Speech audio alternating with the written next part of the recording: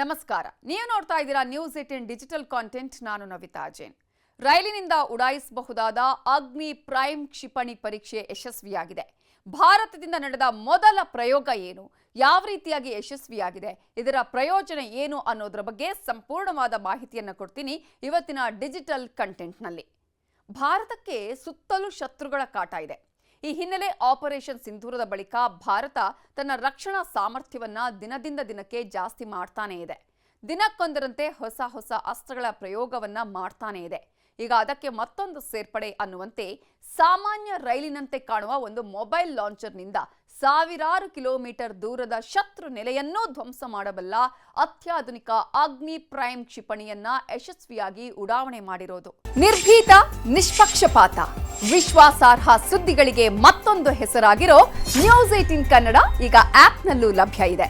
ದಯವಿಟ್ಟು ಇಲ್ಲಿರೋ QR code ಅನ್ನ ಸ್ಕ್ಯಾನ್ ಮಾಡಿಕೊಂಡು ಆಪ್ ಡೌನ್ಲೋಡ್ ಮಾಡೋದಕ್ಕೆ ಮರಿಬೇಡಿ. ನಿಮ್ಮ ಬೆಂಬಲ ಹೀಗೆ ಸದಾ ನಮ್ಮೊಂದಿಗಿರಲಿ. ಧನ್ಯವಾದ. ಈ ಐತಿಹಾಸಿಕ ಪರೀಕ್ಷೆ ಮೂಲಕ ಭಾರತ ವಿಶ್ವದ ಕೆಲವು ರಾಷ್ಟ್ರಗಳನ್ನು ಹೊಂದಿರುವ ರೈಲು ಮೊಬೈಲ್ ಕ್ಷಿಪಣಿ ಸಾಮರ್ಥ್ಯದ ಎಲೈಟ್ ಕ್ಲಬ್ಗೆ ಸೇರ್ಪಡೆಯಾಗಿದೆ. ಕಳೆದ ಡಿಸೆಂಬರ್ನಲ್ಲಿ ಭಾರತ ಪರಮಾಣು ಸಾಮರ್ಥ್ಯದ ಬ್ಯಾಲಿಸ್ಟಿಕ್ ಕ್ಷಿಪಣಿ ಅಗ್ನಿ 5 ಅನ್ನ ಯಶಸ್ವಿಯಾಗಿ ಪರೀಕ್ಷೆ ಮಾಡಿತ್ತು. ಇದು 5000 ಕಿಲೋಮೀಟರ್ಗಳವರೆಗಿನ ಗುರಿಗಳನ್ನು ತಲುಪಬಹುದು. ಅಗ್ನಿ 1ರಿಂದ ಅಗ್ನಿ 4 ಕ್ಷಿಪಣಿಗಳು 700 ಕಿಲೋಮೀಟರ್ಗಳಿಂದ 3500 ಕಿಲೋಮೀಟರ್ಗಳ ವ್ಯಾಪ್ತಿಯನ್ನ ಹೊಂದಿದೆ. ಹಾಗೆಯೇ ಅದನ್ನ ನಿಯೋಜನೆ ಈಗಾಗಲೇ ಮಾಡಲಾಗಿದೆ. ಇದೀಗ ಈ ಅಗ್ನಿ ಪ್ರೈಮ್ ಕ್ಷಿಪಣಿಯು 2000 ಕಿಲೋಮೀಟರ್ ವ್ಯಾಪ್ತಿಯನ್ನ ಹೊಂದಿದೆ. ಹಾಗಾದ್ರೆ ಏನಿದು ರೈಲು ಮೊಬೈಲ್ ಲಾಂಚರ್, ಏನಿದರ ವಿಶೇಷ, ಅಗ್ನಿ ಪ್ರೈಮ್ ಕ್ಷಿಪಣಿಯ ಸಾಮರ್ಥ್ಯ ಎಂಥದ್ದು ಅಂತ ನೋಡ್ತಾ ಹೋಗೋದಾದ್ರೆ, ಜೊತೆಗೆ ರೈಲು ಮೊಬೈಲ್ ಲಾಂಚರ್ ಸಿಸ್ಟಮ್ ಯಾವ ರೀತಿಯಾಗಿ ವರ್ಕ್ ಆಗುತ್ತೆ ಅನ್ನೋದನ್ನ ಕೂಡ ಮಾಹಿತಿಯನ್ನ ನೋಡ್ತಾ ಹೋಗೋಣ. ವಿವಿಧ ಸುಧಾರಿತ ವೈಶಿಷ್ಟ್ಯಗಳನ್ನು ಹೊಂದಿರುವಂತಹ ವಿಶೇಷವಾಗಿ ವಿನ್ಯಾಸಗೊಳಿಸಲಾಗಿರುವ ಈ ರೈಲು ಆಧಾರಿತ ಮೊಬೈಲ್ ಲಾಂಚರ್ನಿಂದ ನಡೆಸಲಾದ ಈ ರೀತಿಯ ಮೊದಲ ಉಡಾವಣೆ ಇದು. ಇದರ ಲಾಂಚಿಂಗ್ ವಿಧಾನ ದೇಶದಲ್ಲೇ ಗಮನ ಸೆಳೀತಾ ಇದೆ. ಈ ಲಾಂಚರ್ ಅನ್ನ ದೇಶದ ವಿಶಾಲವಾದ ರೈಲ್ವೆ ಜಾಲದಲ್ಲಿ ಯಾವುದೇ ನಿರ್ಬಂಧಗಳಿಲ್ಲದೆ ಎಲ್ಲಿಗೆ ಬೇಕಾದರೂ ಸಾಗಿಸಬಹುದು. ಇದು ಶತ್ರುಗಳಿಗೆ ನಮ್ಮ ಕ್ಷಿಪಣಿ ಎಲ್ಲಿದೆ ಅನ್ನೋದನ್ನ ಪತ್ತೆ ಹಚ್ಚೋದಕ್ಕೆ ಸಾಧ್ಯನೇ ಆಗದಂತಹ ಕ್ಷಿಪಣಿ. ಯುದ್ಧದ ಸಮಯದಲ್ಲಿ ಇದನ್ನ ದೇಶದ ಯಾವುದೇ ಮೂಲೆಯಿಂದ ಅತಿ ಕಡಿಮೆ ಅವಧಿಯಲ್ಲಿ ಲಾಂಚ್ ಮಾಡಬಹುದು. ಈ ವ್ಯವಸ್ಥೆ ಅತ್ಯಂತ ಕಡಿಮೆ ಅವಧಿಯಲ್ಲಿ ದಾಳಿಗೂ ಕೂಡ ರೆಡಿ ಆಗುತ್ತೆ. ಯಾವುದೇ ಪೂರ್ವ ತಯಾರಿ ಇದಕ್ಕೆ ಬೇಕಾಗಿಲ್ಲ. ಆ ರೀತಿಯಾಗಿ ಕ್ಷಿಪಣಿಯನ್ನ ಉಡಾವಣೆಗೆ ರೆಡಿ ಮಾಡಬಹುದು. ಸಾಮಾನ್ಯ ರೈಲಿನ ಬೋಗಿಗಳಂತೆ ಇದು ಕಾಣ್ತಾ ಇರೋದ್ರಿಂದ ಉಪಗ್ರಹಗಳ ಮೂಲಕವೂ ಇದನ್ನ ಪತ್ತೆ ಹಚ್ಚೋದು ಬಹಳ ಕಷ್ಟ. ಸೊ ನಮ್ಮ ಕ್ಷಿಪಣಿ ವ್ಯವಸ್ಥೆಯ ಭದ್ರತೆ ಮತ್ತು ಸರ್ವೈವ್ ಸಾಮರ್ಥ್ಯವನ್ನ ಮತ್ತಷ್ಟು ಹೆಚ್ಚಿಸುತ್ತೆ. ಈ ರೈಲು ಮೊಬೈಲ್ ಲಾಂಚರ್ ದೇಶದ ರಕ್ಷಣಾ ವ್ಯವಸ್ಥೆಗೆ ಮತ್ತಷ್ಟು ಬಲ ತಂದಿದೆ. ಇನ್ನು ಮಾರ್ಚ್ 2024ರಲ್ಲಿ MIRV ಬಹು ಸ್ವತಂತ್ರವಾಗಿ ಗುರಿಯಾಗಿಸಬಹುದಾದ ಮರುಪ್ರವೇಶ ವಾಹನ, ಇದರ ಸಾಮರ್ಥ್ಯವನ್ನು ಪ್ರದರ್ಶಿಸಲು ಮಿಷನ್ ದಿವ್ಯಾಸ್ತ್ರದ ಅಡಿಯಲ್ಲಿ ಅಗ್ನಿ 5 ಪ್ರಯೋಗವನ್ನ ನಡೆಸಲಾಗಿದ್ದನ್ನು ಕೂಡ ನಾವು ಈ ಸಂದರ್ಭದಲ್ಲಿ ಗಮನಿಸಿಕೊಳ್ಳಬಹುದು. ಸೊ ಈಗಾಗಲೇ ಮೊಬೈಲ್ ಅಗ್ನಿ P ಅನ್ನ ಸೇವೆಗಳಿಗೆ ಯಾವ ರೀತಿಯಾಗಿ ಸೇರಿಸಿಕೊಳ್ಳಲಾಗತ್ತೆ ಅಂತ ನೋಡೋದಾದ್ರೆ, ಮುಂದಿನ ಪೀಳಿಗೆಯ ಬ್ರಹ್ಮಾಸ್ತ್ರ ಅಗ್ನಿ ಪ್ರೈಮ್ ಅನ್ನ ಈ ರೈಲು ಮೊಬೈಲ್ ಲಾಂಚರ್ ಮೂಲಕ ಉಡಾಯಿಸಿರುವ ಹಿನ್ನೆಲೆಯಲ್ಲಿ ಇದೀಗ ಬಹಳ ಜನರಿಗೂ ಕೂಡ ಇದು ಗಮನ ಸೆಳೀತಾ ಇದೆ. ಮಿಸೈಲ್ ಆಗಿ ಇದು ದೇಶಕ್ಕೆ ಮಾತ್ರ ಕಾಣ್ತಾ ಇಲ್ಲ. ತಂತ್ರಜ್ಞಾನದಲ್ಲಿ ಅಗ್ನಿ ಪ್ರೈಮ್ ಬಹು ದೊಡ್ಡ ಮುನ್ನಡೆಯನ್ನ ಸಾಧಿಸಿದೆ. ಇದು ನೆಕ್ಸ್ಟ್ ಜನರೇಷನ್ ನ ಮಿಸೈಲ್ ಕೂಡ ಆಗಿದೆ. 2 ಹಂತದ ಘನ ಇಂಧನವನ್ನ ಬಳಸುವ ಕ್ಯಾನಿಸ್ಟರೈಸ್ಡ್ ಬ್ಯಾಲಿಸ್ಟಿಕ್ ಕ್ಷಿಪಣಿ. ಇದನ್ನ ಒಂದು ಡಬ್ಬಿಯೊಳಗೆ ಸುರಕ್ಷಿತವಾಗಿಟ್ಟು ಎಲ್ಲಿಗೆ ಬೇಕಾದರೂ ಸಾಗಿಸಿ ಉಡಾವಣೆ ಮಾಡಬಹುದು. ಅಗ್ನಿ 1 ಹಾಗೆಯೇ ಅಗ್ನಿ 2 ಕ್ಷಿಪಣಿಗಳಿದೆಯಲ್ಲ, ಇದರ ಸ್ಥಾನವನ್ನ ಈ ಅಗ್ನಿ ಪ್ರೈಮ್ ತುಂಬಲಿದೆ. ಇನ್ನು ಈ ಹಿಂದಿನ ಅಗ್ನಿ 3 ಕ್ಷಿಪಣಿಗೆ ಹೋಲಿಸಿದ್ರೆ ಅಗ್ನಿ ಪ್ರೈಮ್ ಕನಿಷ್ಠ 50% ಕಡಿಮೆ ತೂಕವನ್ನ ಹೊಂದಿದೆ. ಇದಕ್ಕೆ ಕಾರಣ ಇದರಲ್ಲಿ ಬಳಸಲಾಗಿರುವ ಸುಧಾರಿತ ಕಾಂಪೋಸಿಟ್ ವಸ್ತುಗಳು. ಕಡಿಮೆ ತೂಕ ಇರೋದ್ರಿಂದ ಇದನ್ನ ರಸ್ತೆ ಮತ್ತು ರೈಲು ಎರಡೂ ಮಾರ್ಗಗಳಲ್ಲಿ ಸುಲಭವಾಗಿ ಸಾಗಿಸಬಹುದು. ಅದಲ್ಲದೆ ಅಗ್ನಿ ಪ್ರೈಮ್ನಲ್ಲಿ ರೀಡ್ಯೂರ್ ಡ್ಯೂಯಲ್ ನ್ಯಾವಿಗೇಷನ್ ಸಿಸ್ಟಮ್ ಅನ್ನ ಅಳವಡಿಸಲಾಗಿದೆ. ಒಂದು ವ್ಯವಸ್ಥೆ ಏನಾದರೂ ಅಲ್ಲಿ ಫೇಲ್ಯೂರ್ ಆದ್ರೆ ಮತ್ತೊಂದು ಕಾರ್ಯನಿರ್ವಹಿಸುತ್ತೆ. ಇದರಿಂದ ಟಾರ್ಗೆಟ್ ಅನ್ನ ಅತ್ಯಂತ ನಿಖರವಾಗಿ ತಲುಪೋದಕ್ಕೆ ಸಾಧ್ಯ ಆಗುತ್ತೆ. ಈ ಕ್ಷಿಪಣಿ ಈಗಾಗಲೇ ಹೇಳಿದಾಗೆ 2000 ಕಿಲೋಮೀಟರ್ ವ್ಯಾಪ್ತಿಯನ್ನ ಹೊಂದಿದೆ. ಸುಮಾರು 1.5 ಟನ್ ತೂಕದ ಪರಮಾಣು ಅಥವಾ ಸಾಂಪ್ರದಾಯಿಕ ಸಿಡಿತಲೆಗಳನ್ನು ಹೊತ್ತೊಯ್ಯುವ ಸಾಮರ್ಥ್ಯವನ್ನು ಕೂಡ ಹೊಂದಿದೆ.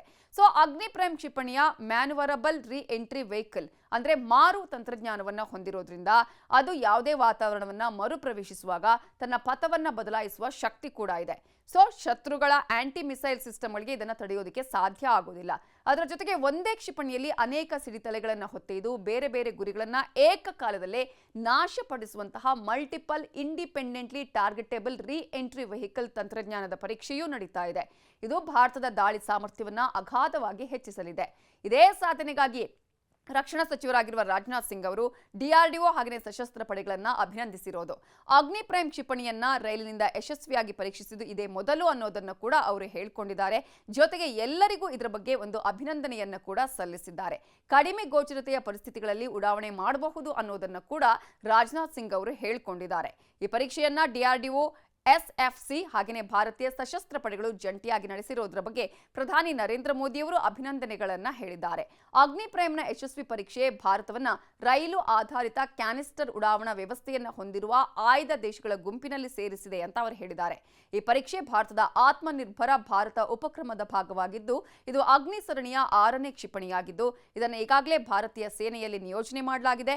ಅಮೆರಿಕ, ರಷ್ಯಾದಂತಹ ದೇಶಗಳೊಂದಿಗೆ ಭಾರತದ ಈಕ್ವಾಲಿಟಿಯನ್ನು ಕೂಡ ಕಾಣಬಹುದು. ಕ್ಯಾನಿಸ್ಟರ್ ಉಡಾವಣಾ ವ್ಯವಸ್ಥೆ ಬಗ್ಗೆ ಸಾಕಷ್ಟು ಪ್ರಶ್ನೆಗಳು ಕೂಡ ಇದೆ. ಹಾಗಾದ್ರೆ ಏನಿದು ಕ್ಯಾನಿಸ್ಟರ್ ಉಡಾವಣಾ ವ್ಯವಸ್ಥೆ ಅಂತ ನಾವು ನೋಡ್ತಾ ಹೋಗೋದಾದ್ರೆ ಇದು ಕ್ಷಿಪಣಿ ಕಾರ್ಯಾಚರಣೆಯನ್ನ ಸಹ ಸುಗಮಗೊಳಿಸುತ್ತೆ. ಅಗತ್ಯ ಇದ್ರೆ ಈಗಾಗಲೇ ಹೇಳಿದಾಗೆ ರೈಲಾಗಿರ್ಬೋದು ಅಥವಾ ರಸ್ತೆಯ ಮೂಲಕ ಇದನ್ನ ಸಾಗಿಸುವಂತಹ ಒಂದು ಸಾಮರ್ಥ್ಯವನ್ನು ಕೂಡ ಹೊಂದಿರುತ್ತೆ. ರೈಲು ಜಾಲದಲ್ಲಿ ಚಲಿಸುವ ಸಾಮರ್ಥ್ಯವನ್ನು ಹೊಂದಿದೆ. ಬಳಕೆದಾರರಿಗೆ ದೇಶದಾದ್ಯಂತ ಚಲನಶೀಲತೆಯನ್ನು ಹೊಂದೋದಿಕ್ಕೆ ಮತ್ತು ಕ್ಷೀಣ ಗೋಚರ ಪರಿಸ್ಥಿತಿಯಲ್ಲಿ ಕಡಿಮೆ ಪ್ರತಿಕ್ರಿಯೆ ಸಮಯದಲ್ಲಿ ಉಡಾವಣೆ ಮಾಡೋದಿಕ್ಕೂ ಕೂಡ ಇದು ಸಹಾಯ ಮಾಡುತ್ತೆ ಅಂತ ಹೇಳಲಾಗಿದೆ. ಇನ್ನು ಪಾಕಿಸ್ತಾನಕ್ಕೆ ಇದರಿಂದ ಬಹಳ ನಡುಕ ಉಂಟಾಗಿದೆ. ಕಾರಣ ಇದು ಪಾಕಿಸ್ತಾನದಿಂದ ಎದುರಾಗಬಹುದಾದ ಬೆದರಿಕೆಗಳನ್ನು ಸಮರ್ಥವಾಗಿ ಎದುರಿಸುವಂತಹ ಒಂದು ಕ್ಷಿಪಣಿಯಾಗಿದೆ. ಈ ರೈಲು ಮೊಬೈಲ್ ಉಡಾವಣಾ ವ್ಯವಸ್ಥೆ ಭಾರತದ ಕಾರ್ಯತಂತ್ರದ ಪಡೆಗಳ ಕಮಾಂಡ್ನ ಕಾರ್ಯಾಚರಣೆಯ ಸಿದ್ಧತೆಯನ್ನ ಮತ್ತಷ್ಟು ಬಲಪಡಿಸುತ್ತೆ. ಇಂಡೋ ಪೆಸಿಫಿಕ್ ವಲಯದಲ್ಲಿ ಭಾರತದ ಭದ್ರತಾ ಸ್ಥಿತಿಯನ್ನು ಗಟ್ಟಿಗೊಳಿಸುವ ನಿಟ್ಟಿನಲ್ಲಿ ಒಂದು ಪ್ರಮುಖ ಹೆಜ್ಜೆಯಾಗಿರೋದ್ರಿಂದ ಇದು ಸದ್ಯ ರೋಡ್, ಮೊಬೈಲ್, ಸಿಲೋ ಆಧಾರಿತ ಹಾಗೂ ಸಬ್ಮೆರಿನ್ ಫೈಟರ್ ಜೆಟ್ಗಳ ಮೂಲಕ ಕ್ಷಿಪಣಿಗಳನ್ನು ಉಡಾಯಿಸುವ ಸಾಮರ್ಥ್ಯವನ್ನು ಹೊಂದಿರೋದ್ರಿಂದ ಈ ಲಾಂಚರ್ ವ್ಯವಸ್ಥೆಯನ್ನು ಹೊಂದುವ ಮೂಲಕ ರಷ್ಯಾ, ಚೀನಾ, ಅಮೆರಿಕ, ಉತ್ತರ ಕೊರಿಯಾದಂತಹ ರಾಷ್ಟ್ರಗಳ ಪಟ್ಟಿಗೂ ಸೇರಿರೋದ್ರಿಂದ ಅದರಲ್ಲೂ ನ್ಯೂಕ್ಲಿಯರ್ ಸಾಮರ್ಥ್ಯದ ಅಗ್ನಿ ಪ್ರೈಮ್ ಮಿಸೈಲ್ ಅನ್ನ ಇದರೊಂದಿಗೆ ಪರೀಕ್ಷಿಸಿರುವುದು ಶತ್ರುಗಳ ಆತಂಕಕ್ಕೆ ಕಾರಣವಾಗಿದೆ. ಒಟ್ಟಿನಲ್ಲಿ ಅಗ್ನಿ ಪ್ರೈಮ್ ಕ್ಷಿಪಣಿಯನ್ನ ರೈಲು ಮೊಬೈಲ್ ಲಾಂಚರ್ ಮೂಲಕ ಉಡಾಯಿಸಿರುವುದು ಭಾರತದ ರಕ್ಷಣಾ ನೀತಿಯಲ್ಲಿ ಬಿಗ್ ಡೆವಲಪ್ಮೆಂಟ್ ಆಗಿದೆ. ಚಲನಶೀಲತೆ, ರಹಸ್ಯ ಕಾರ್ಯಾಚರಣೆ, ತ್ವರಿತ ಪ್ರತಿಕ್ರಿಯೆ ಮತ್ತು ನಿಖರತೆಯ ಅಂಶಗಳನ್ನು ಒಗ್ಗೂಡಿಸಿ ಭಾರತ ತನ್ನ ಶತ್ರುಗಳಿಗೆ ಸ್ಪಷ್ಟ ಸಂದೇಶವನ್ನು ರವಾನಿಸಿದೆ. ಈ ಮೂಲಕ ಭಾರತ ದೊಡ್ಡ ಸಾಧನೆಯನ್ನ ಮಾಡಿದೆ. ಆತ್ಮನಿರ್ಭರಕ್ಕೆ ಸಂಬಂಧಪಟ್ಟ ಹಾಗೆ ಒಂದು ದೊಡ್ಡ ಶಕ್ತಿ ಅಂತಾನೆ ನಾವಿಲ್ಲಿ ಹೇಳಬೇಕಾಗತ್ತೆ. ಈ ಮೂಲಕ ಅಗ್ನಿ ಪ್ರೈಮ್ ಮತ್ತೊಂದು ಮೈಲುಗಲ್ಲಾಗಿದ್ರಲ್ಲಿ ಯಾವುದೇ ಅನುಮಾನ ಇಲ್ಲ ಅಂತ ಹೇಳ್ತಾ ಈ ಹೊತ್ತಿನ ನ್ಯೂಸ್ 18 ಡಿಜಿಟಲ್ ಕಾಂಟೆಂಟ್ ಅನ್ನು ಮುಗಿಸ್ತಾ ಇದ್ದೀನಿ. Thank you. ನಿರ್ಭೀತ, ನಿಷ್ಪಕ್ಷಪಾತ, ವಿಶ್ವಾಸಾರ್ಹ ಸುದ್ದಿಗಳಿಗೆ ಮತ್ತೊಂದು ಹೆಸರಾಗಿರೋ ನ್ಯೂಸ್ 18 ಕನ್ನಡ ಈಗ ಆಪ್ನಲ್ಲೂ ಲಭ್ಯ ಇದೆ. ದಯವಿಟ್ಟು ಇಲ್ಲಿರೋ QR ಕೋಡ್ ಅನ್ನ ಸ್ಕ್ಯಾನ್ ಮಾಡಿಕೊಂಡು ಆಪ್ ಡೌನ್ಲೋಡ್ ಮಾಡೋದಕ್ಕೆ ಮರಿಬೇಡಿ. ನಿಮ್ಮ ಬೆಂಬಲ ಹೀಗೆ ಸದಾ ನಮ್ಮೊಂದಿಗಿರಲಿ. ಧನ್ಯವಾದ.